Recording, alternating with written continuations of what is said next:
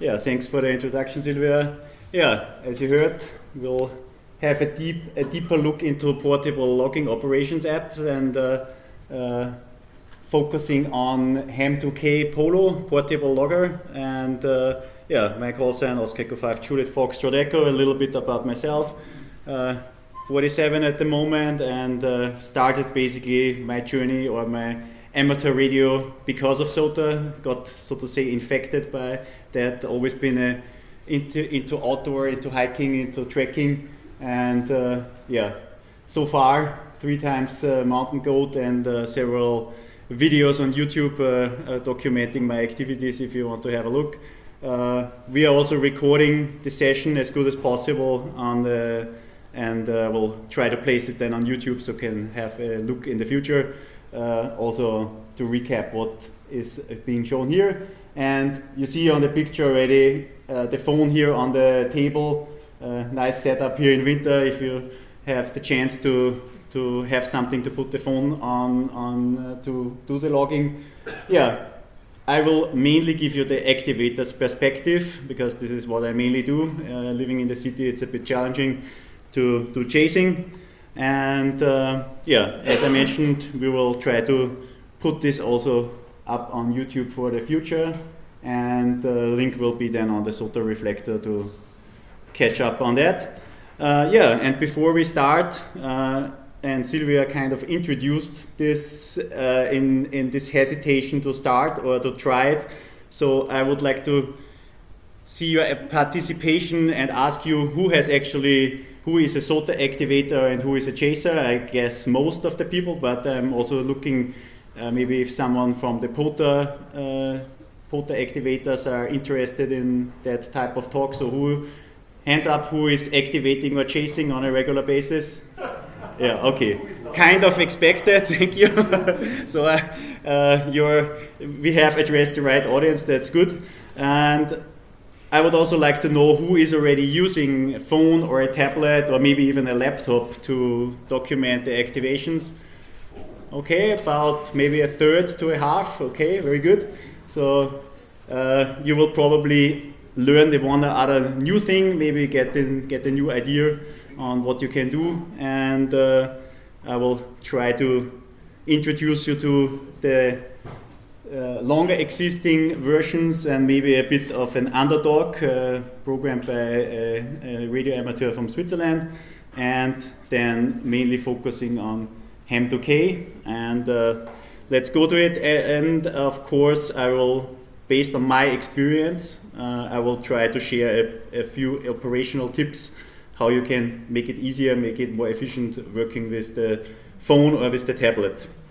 Yeah, so my journey, and it sounds probably a bit familiar to most people, I also started with paper logs. So as a beginner, I found it very, very nice to take side notes, to just scribble something on the side of the paper, especially when you learn, let's say, the basics of SSB QSOs in my case. So it's always good to maybe take a note, and maybe you hear a second call sign, you take it on the paper, and it speeds up things then later on, and it's easy to correct stuff. You just scratch it through, put a new one. But as I'm not only a nice weather activator, I'm also venturing out in winter times. It not only once happened that snow got the paper soggy or the wind had its fun playing with the logbook or something like that. And yeah, this is probably one of the reasons why digital logging is also advantageous. One thing that I must say that I enjoyed in the beginning, transferring the logs from paper to digital, looking up the other stations on qrz.com, getting to know the other side of the QSO. I found that interesting what people are putting up there and what they are sharing. So this is maybe one of the aspects that are interesting in that case. And for the ones that want to keep a paper archive, that's of course something that then you have to stick with paper logging. Yeah, maybe a tip for those that are already that are transferring from paper, have a look at this fast log entry tool. A really great way to speed up things, but this is not the focus. yeah, many years back I then discovered this VK PoLo. So I will have our start of the talk around that, but keep it short. Jörg gave a presentation many years back here in the SOTA forum around VK PoLo. So the focus will be on Ham2K PoLo, and I will also try a live demonstration then and give you a bit of a look into the tool. Yeah, so I will try to share my personal opinion about features, the pros and cons of logging. We heard already some. Yeah, why is XYZ missing? Is this list complete? Probably more tools for either Apple environment or for Android or for other platforms. So it's not a comprehensive list. I will try to stick to the most common things. Yeah, why? We heard already time saving. So taking the paper log, typing it in, checking again. Maybe you can't read something. Cross-checking, was the operator really on the summit? Did that happen? I don't know. So a way to also spend some time post-activation. And the other thing, of course, for the why you should do it, most people anyway have the phone. We usually bring our phone to take pictures, also for emergency cases, to call for help in case something happens. And a lot of apps already are available to do have a look at the live spots and chasing summit to summit QSOs. So a reason to have the phone with us anyway, so why not use it for something else? There are of course reasons. For example, the small screen and might be an issue, and I'm getting there already, that I might also need some glasses or the phone needs to move farther away. This is also an option in the beginning, but at a certain age this comes naturally, unfortunately. Of course, I mentioned before, the logbook might get soggy. Too many raindrops on the touchscreen also impact the function, so it's not always, it's not the solution overall. And it might be a bit of a handling issue. So holding the phone, typing on the phone, and operating a microphone or the pedal, you probably would need 3 hands. So that's a bit the limitation. So you need to find ways to position yourself. You need to find ways to handle that. I have some ideas around that. So, but let's not be too far into the theory. Let's have a quick look. The VK PoLo is one of the options that is already existing since many years, and a really slim layout, so to say. Really the important information at one glance, especially for SOTA activators. And it's created by Peter, Victor Kilo 3, Zulu Papa Foxtrot. It's Android only, so unfortunately for the Apple environment, but there is, I think it's called Parks and Peaks or something. There is an app that is pretty similar also for Apple, which is mimicking a bit the character. It's not on the Play Store, so it's not as easily accessible as what I will show you later with PoLo. So you need to download it either from Peter's website or from the group IO page and install it via sideloading. So you need to basically disable a safety feature in Android. That's something that probably not everyone is happy about. Latest version is fairly fresh. Was an update just recently published for the SOTA challenge to add also the 2 meter and 70 centimeter SSB CW and locator tracking and exporting the format. It's not open source, so whenever Peter decides that he's enough of maintaining the software, it will be as it is. Advantages, it's fairly low on hardware requirements, so it will work also on older phones, which is something that might be an issue then or might be of interest. Yeah, very simple and effective interface, as I mentioned. And it has support for certain schemes. So SOTA, of course, that's the most important for us. HEMA and also Fauna Flora and Silos on the air. And then there is a very specific Victor Kilo thing with the VK Shires. Yeah, of course, interesting for us, it has a direct integration into the SOTA spot or SOTA watch system. So you get the spots right into the tool. You can select it. Everything okay? I see some head shaking. Okay. So you can post a new spot, you receive the list of spots. There is also a way, it's called here call sign parking. So whenever you hear multiple call signs and you get parts of a call sign, you can basically save it into a background list, and whenever you actually hear the chaser or the other station a second time, you can take it out of that list. This is what you see here on the lower right screen. So a way to have multiple call signs logged, so to say, and then actually when you have all the details, you save the QSO. Of course, you can enter summit to summit information, obviously, so that's included, and export features for the so to say standard SOTA CSV file format, and also AD format, and this is also what was adjusted for the current SOTA challenge, so that this export feature with the locator and so on is available. Yeah, then shout out to Stefan, and I will have him mentioned later on again. There is a named CSV list with all the operator names available, so whenever you type in a call sign in tSolaLog, and we'll see later also on in PoLo, you will get the first name, and you have a way to easily address the other stations with the first name. So a nice feature to keep it a little bit more personal, or help you remember the first names if you have too many call signs already in your head. Yeah, you can also spot others, and of course you transfer, as I mentioned, the spots from the spot list, so you just tap it and it will populate the QSO data right away. And one speciality, I don't know who is using the SMS text message gateways that are spotting. This is directly integrated, so you need to hold the Send to SOTA Watch button for 3 seconds, and it will automatically generate an SMS message in the right format and send it to the respective gateway. So something that might be helpful if you are having bad phone reception. So maybe something to keep in mind. Yeah, then I called it the underdog. I hope Benny is not disappointed by that.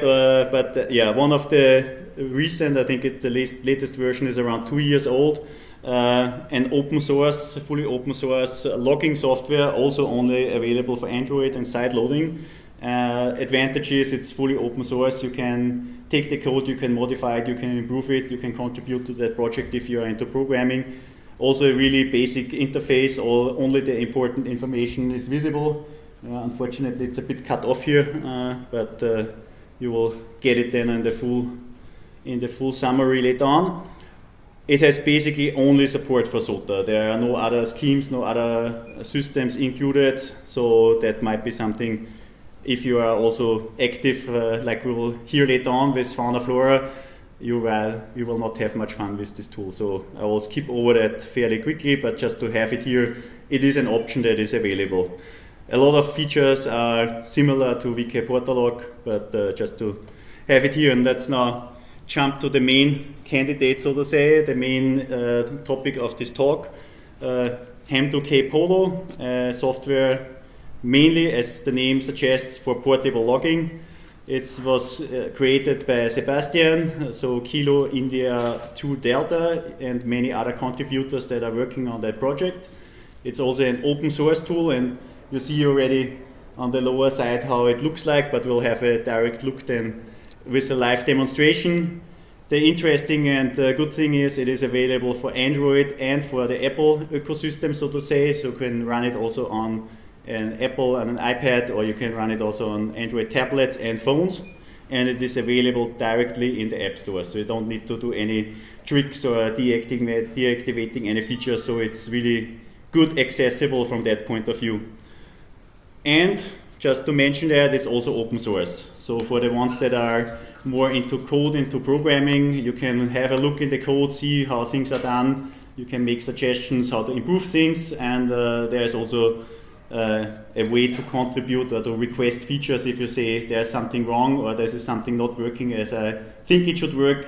Sebastian is really open, and I had recently a chat about him, and so he sends his regards to the whole group. He actually planned to be here, and it would have been probably very interesting to hear him giving this presentation, but unfortunately he could not make it. So I hope I represent the talk well.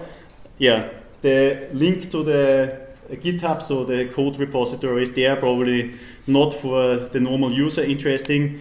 What's maybe interesting, there is, so to say, a stable version, and there you find in the documentation a way to switch to the beta, to the developer version that has maybe newer features, something maybe a little bit more experimental, but there's always a way that you can switch between those versions. You find that in the documentation. Yeah, what's important? Okay, this is really a bit unfortunately with the screen resolution. So a lot of features can be activated, and I will show you that then live. Parks on the air, summits on the air, worldwide flora and fauna, lighthouses, bunkers, beaches, a lot of GMA, so global mountain activity.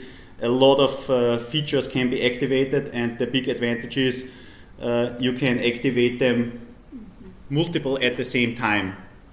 So if you decide I'm on a SOTA summit that is also a POTA reference and it is a fauna flora, you activate all of them, and maybe there's a castle, you can do all of them in one go. And the system will generate properly formatted files that you can upload or submit then as it is for some schemes via email. So making it really easy. So what we talked before, the work that you're transferring and modifying then the log files to submit it, this tool helps you to speed up the process and saves you a lot of time in that regard. Yeah, it's for activators, but also for chasers. So there is also a way that you can chase using the tool. So you can basically not set a SOTA reference where you are, keep that empty, and you can use the spot system, the spot list, and work also as a chaser and get properly formatted AD file that you can use also as a chaser to upload. As I said, multiple schemes are combined in one thing, so that's possible, getting the right formatted emails or right formatted ADIFs. Yeah, of course you can spot yourself. It has also the direct integration into the SOTA spotting system, so you can spot yourself or others. And there are ways in the spot list, of course, that you can filter the list. So you can decide, for example, I only want to see CW spots on 40 meters, then you can do that. So all of that features are directly integrated. And there are lookups, for example, at qrz.com, but also other lookup services. So whenever you type in a call sign, you will get the additional information already in. So distance, for example, to the station using the locator. And as you see on the right side, there's a map feature. So as long as the information is available either from a summit reference or from other references, the system will be able to show you actually how your distribution all over the world of QSOs was. So a really nice feature to show that. Yeah, call sign lookup I mentioned already. You can also transfer the data from the spot list, of course, and be really fast and efficient. I will try to show that later on. One thing that is interesting, and this is something that other tools are not doing, whenever there are spots for the same call sign, for example, popping up on the SOTA and on the POTA cluster, or if we have several couples that are doing SOTA together, when both call signs are spotted, the system will automatically combine those call signs into one spot, and you activate it, or you selected those entries, and it will automatically generate two individual log entries. So especially for team activations or for couples that are doing SOTA together, this is making things very, very efficient. And especially when it comes to like summit to summit chases, so this is really helping to save you more time. Yes, of course you get some statistics. I will show that right away. And one thing that is a bit controversial, not everyone likes that, is a template system. So the system will suggest you for starting a new operation. You want to do SOTA with this and that call sign. You want to do POTA with this and that call sign. It gives you the last three or the most commonly used suggestions. So basically, what you're always doing, if you're always doing SOTA with your own home call sign, this is the top list in the template system. Yeah, then some fun things that we'll have a look together right now. You can type in certain keywords and you get some information. We'll have a look, and call sign stacking, I will also demonstrate that. Yes, benefits of course on a tablet. You have a larger screen. You can operate also in split screen mode, so you have the chance that the map is on one side and the QSO list is on the other side, so giving you using the screen space more efficiently if you are putting the screen horizontally. For the ones that prefer to use hardware keys, of course, you can connect Bluetooth keyboards or USB keyboards with the proper cables to the phone, and then you have large screens and large keyboards available, making it much more interesting or much more faster. Yeah, and I would say, before we jump into what is coming, I will hope that the technology is not failing me, and I will give you a live view on my phone. So we can, for example, have a look into a recent activation from yesterday morning. So this is how the overview would look like, with all the details always in view. So you have your own call sign, the references, the name of the summit, you have the list of all the QSOs, and of course now in live mode, so we will have the current time. And if I would want to add another call sign, I could just start typing here and would get already here the name suggestions, the distance to the other station, all via lookup, and I could just hit enter and would have logged this QSO with Sylvia. Obviously she is here, so it doesn't make much sense. You also get some information that there are already 2 QSOs in the list so far, so the operations that I did already. Let's have a look maybe on the statistics, because I mentioned that. If you hit here on the top, you get the overview of the main details with DXCC entries, bands used, QSOs made, and so on, summit to summits made. So a lot of info on that. That's the top. Then we can have a look at the current band list, the current spot list.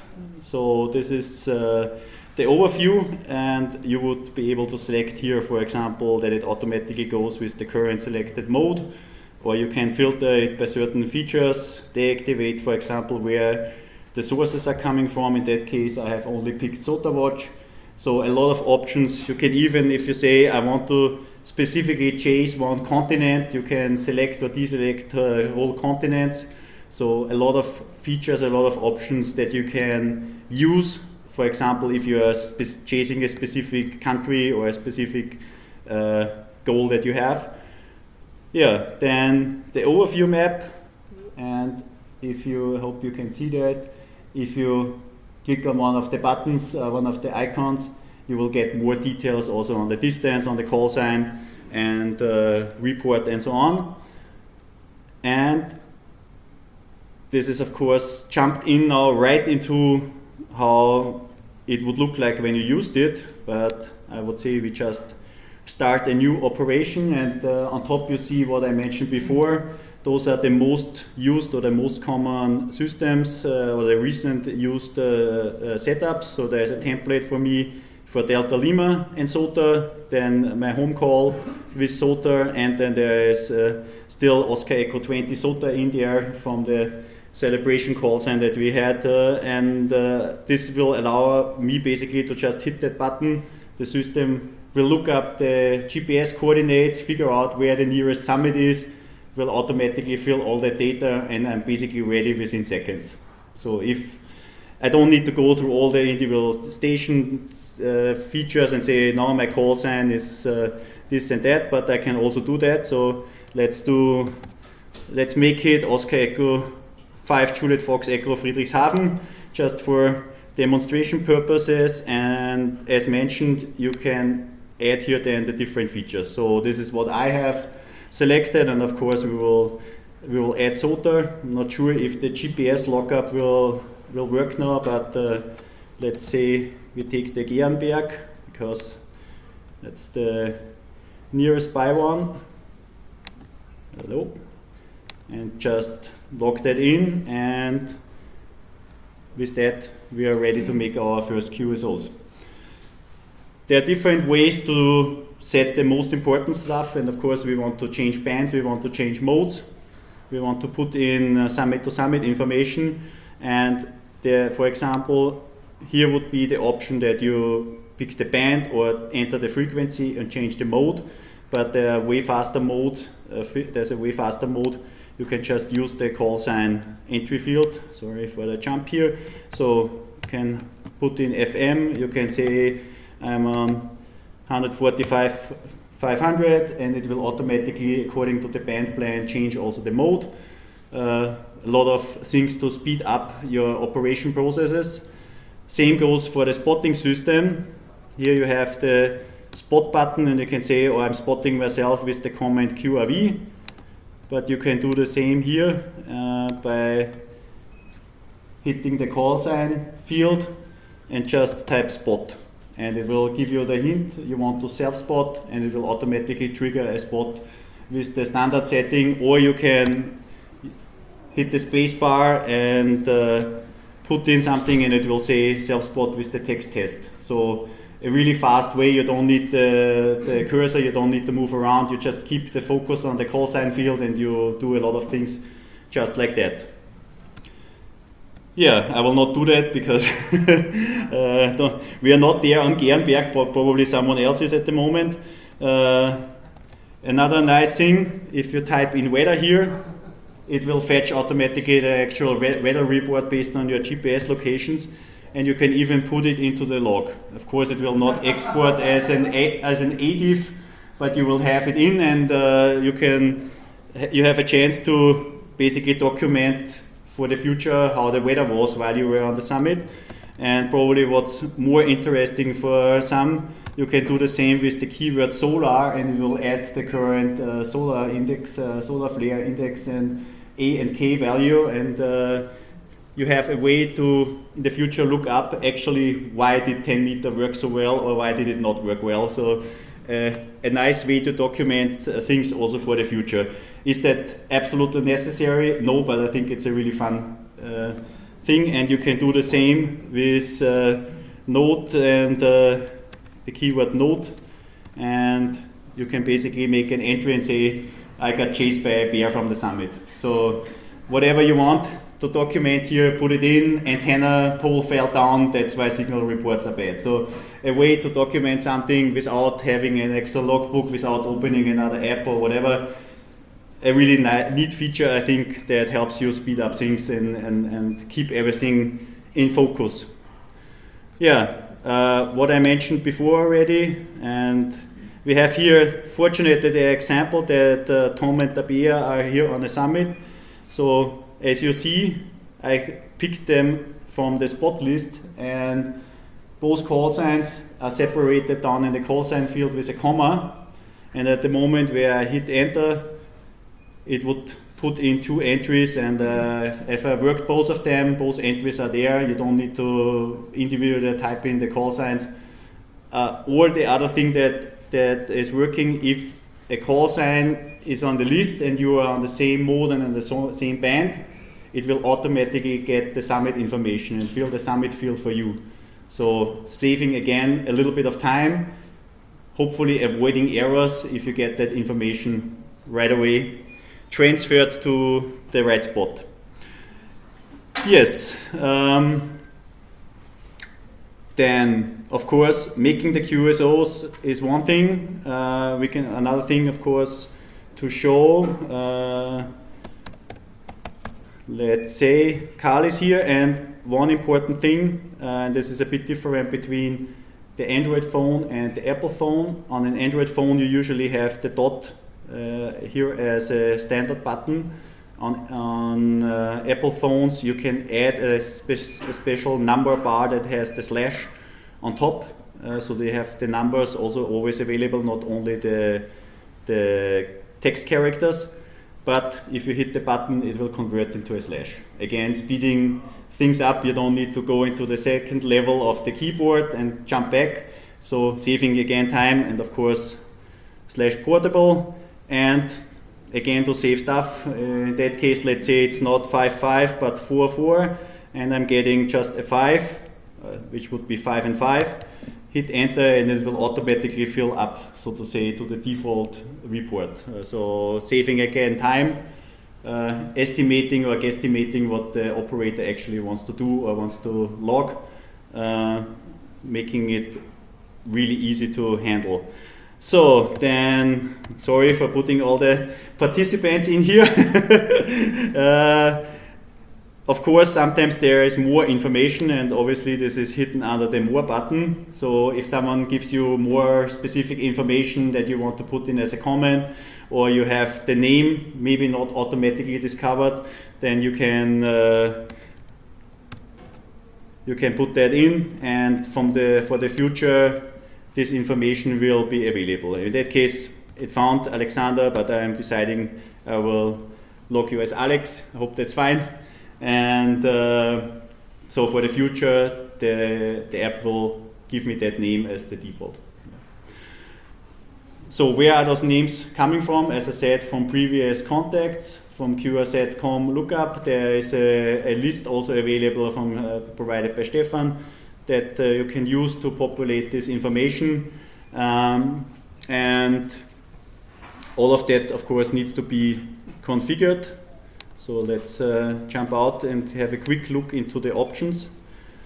So many things, and I'm just showing here again the list of the different location-based activities.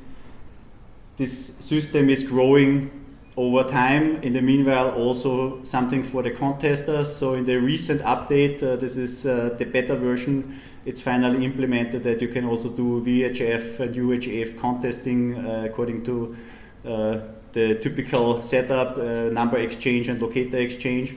So, and exporting into the proper file format. So something also that is interesting in the current SOTA challenge, combining contesting, maybe light contesting, and SOTA activation in one go. And this list is obviously growing because there are a lot more systems that are maybe started. One thing that I would like to show and mention here, because someone might ask, how is this working and why is this relevant? There is a so-called sync setting, because what happens if you lose your phone? What happens if you change from one phone to the other? Where are my old activations? Where are my existing contacts? Maybe I have not exported something. There is a system active now that is synchronizing the QSOs of the past 7 days. So whenever you change, you have at least those available. Why I mentioned before that there is this is relevant, why this license, the software license, is picked like that. It means that the software per se is free, so it will be free for the future. But Sebastian has decided to implement something like that, and this will be then a subscription service. So if you want to say, it should not be only 7 days, it should not be 7 days, but it should be a whole year, or it should be keeping all my contacts for forever. It's a long term in technical stuff, but a long time. Then you can subscribe, and I think the yearly fee is around 20 euros or something like that. So if you think you want to support the system and you want to have this as an automated backup, you don't want to deal with exporting and saving files yourself, then this is maybe something that will be interesting for you, but the basic features are included just as it is. Yes, here a look into the accounts and services, because this is something that I have shown and helped before to configure. When you have when you have added the SOTA feature, then you have also the option here under accounts to add your login information, so the single sign-on information from SOTA, and this allows you then also to self-spot. So the system needs your login credentials to work. Otherwise, I would say let's maybe jump back to the presentation to have a look on what's coming. The beta features, I mentioned already this cloud synchronization feature, and this premium service is okay, 25 euros, and it will synchronize over all devices. So if you have, for example, a tablet and a phone, you will have all the QSOs and all the activations always synchronized between the devices. Maybe of interest if this is something that you are using or this is a use case for you. One thing that Sebastian is working on is using this upload system also then in a web page, and you can basically then via a web browser access the logs, visualize them, download them. So a backup system, so to say, for your activations. This is something that is currently in the making and will be available soon. And another thing that is already available, I don't know if someone is using Wavelog, online logbook service that is, for example, available for the DARC or the Austrian club members. You can just with your call sign and the usual password, you can log in and upload QSOs there. There is a way to activate that automatic log upload also in PoLo, so you don't need to deal with that later on. Something that is not available yet because the infrastructure is not there. SOTA is currently working on a new web page, a new upload page, and there it will probably be integrated and available soon or sooner. For SOTA, I don't exactly know if something like that is in making, but the plan is that it should be possible that in the future that you say, my activation is done, upload it, and it will automatically push it to SOTA data, and you don't need to manually save it, email it, upload it, save it on your PC or whatever you prefer. So all of that can be in one go. And what's also on the idea list, I don't know who is using SOTA for self-spotting via FT8. A few hands went up. There is a plan to integrate PoLo with SOTA, so you can say basically I'm spotting myself over SOTA, and it will push it over to the SOTA app, play the FT8 sound, so to say, that triggers the spot, and then go back to the PoLo app. So again, a comfort feature that saves you a little bit of time and hopefully avoids errors. So that's something, yeah. Panic is already done, so the live demo happened already. So that part I think went okay. And maybe are there any questions? Anything that you want me to show on the live logging? Yeah, hands. You briefly touched call sign stacking, but all right, that's true. A moment. So then let's go again to our test application. Let's say I heard an Oscar Echo 5 and I had heard an Oscar Echo 1. So then let's say there is another okay, so guess who is who? We have parts of the call sign, and at the moment where I finish one known call sign, it will complete that information. So in that case it's Michael. If I hit enter, it will log Michael, and the other two partials of the call sign will stay in. Then I can say, oh yeah, it was Andreas, and putting only that call sign in. So with two forward slashes, you can put multiple call signs in the call sign field, and only if one is actually complete and valid, it will transfer into the QSO list. Maybe something that is a bit fiddly if you are working on the phone and you have the small screen size and the small field that you put in here, a list of 5 call signs, might be a bit cumbersome and jumping back and forth with the cursor. I think that's something for you to try out and see if this is actually worth using, or if it's easier to keep it on the head or ask again for QRZ. And, yes? The double slash is also generated by a double dot? Yes, yes. Sorry I haven't mentioned it, yes. So question was if the forward slashes is also generated again with the dot. Yes, it is. Yes, another question? Yes, please. Yeah. Okay. For the basic logging function, it is not necessary to be connected to the internet. That's correct. That's correct. Yeah, the system works completely offline. So, for example, if you use this nodes, as it's called, this is a list that has the call signs with the first names. It will even give you the information on the first names completely offline. Spotting, of course, or receiving spots obviously will not work. But if you have, for example, a phone connection that is working sometimes and it gets the spot list, it will of course keep the spots in the list and will not delete them or whatever. So at the moment where you have a connection again, it will update the list accordingly. And Jörg? I'm using PoLo and I tried to put in a name if we don't know it because it's not a pure setup and so on. So what I do is I put in the log unknown operator, and if he's coming back, I will ask, even if it's a strong paradigm, I will ask if I get his name. So is it easy to change names in PoLo during a QSO process, or to add nicknames? As far as I can tell, you need to go into this more on the more field, and then you have here the name. So is that easy?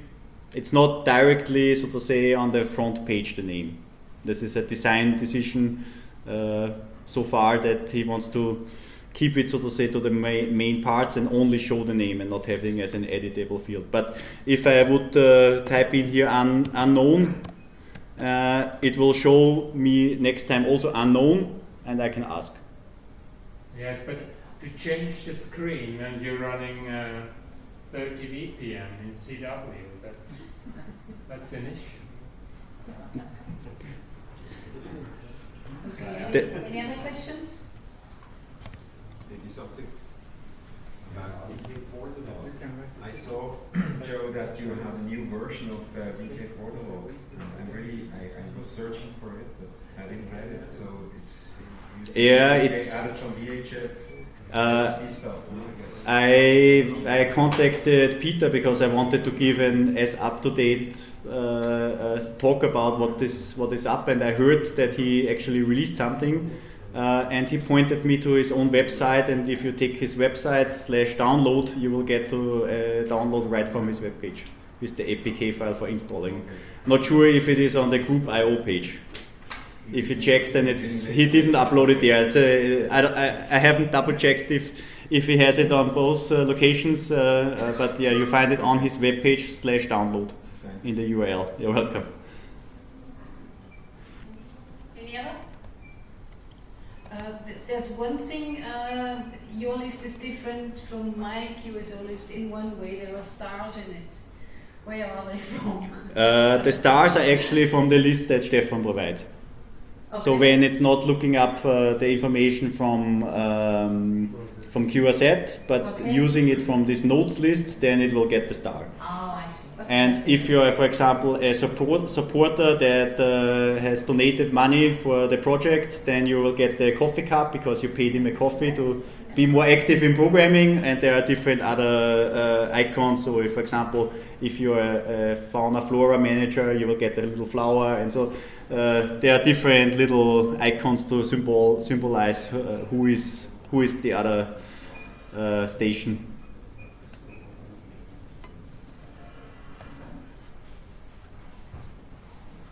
You talked about Stefan's list. Did I get it right? You have to upload it manually. I will come to that. I have a slide with the link, and you can also approach Stefan probably and me, and we'll give you the list.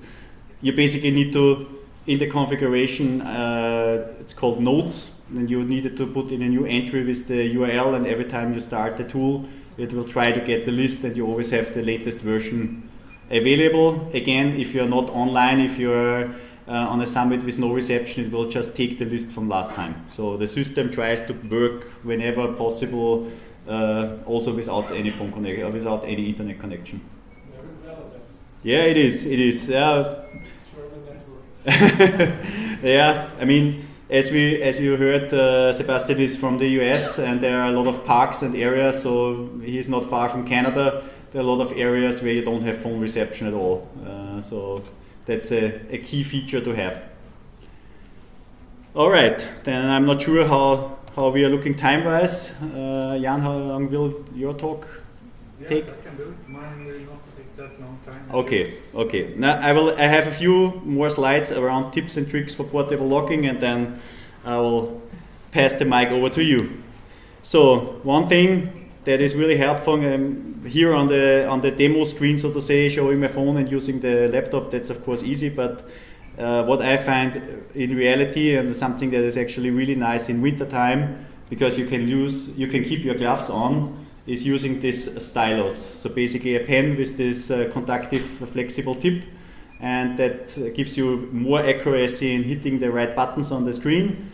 And it makes also, as I said, easy to keep your fingers warm, keeping the gloves on. Really nice thing. They are really cheap. You can buy them in like the usual online stores, or where you can get pens and biros and paper, different options.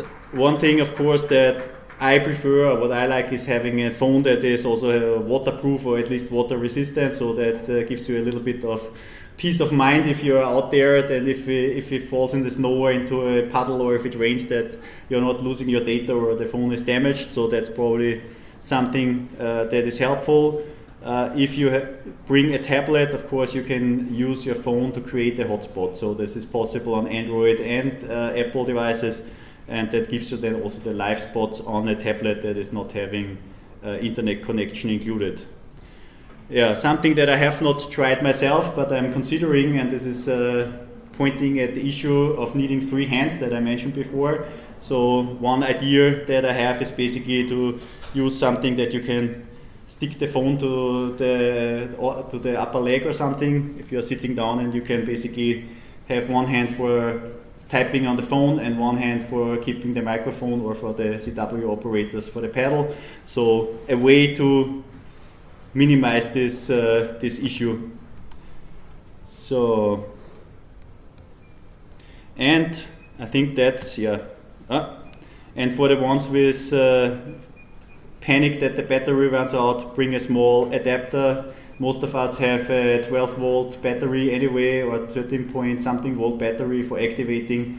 Get yourself a small converter to USB, and then you can charge your phone right away. Or for the ones that have the new edition for the KX2 that Manuel designed, you can also then charge your phone from the KX2. So this is then the advanced version, so to say.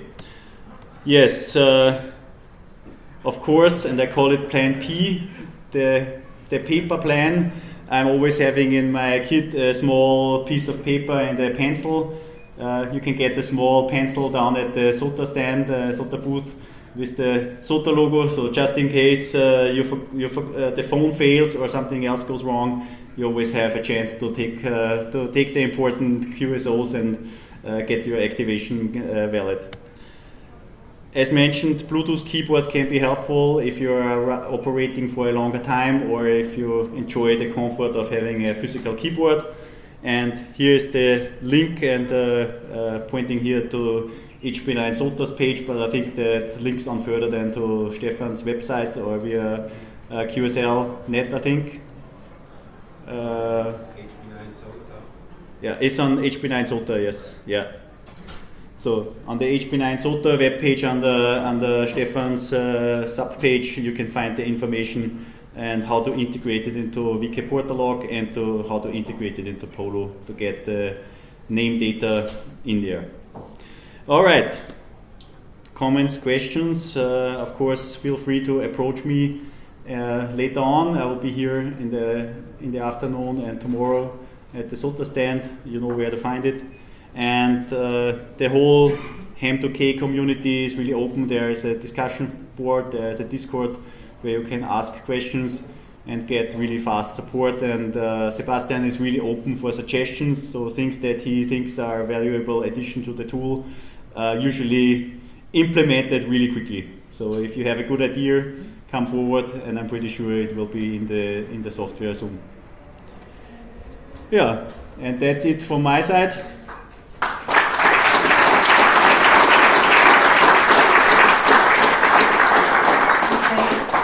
Joe. I must say I've been using it for half a year now, but I've also learned a couple of new things today, so that's really, I appreciate it. Then the mission was a success. Yes, but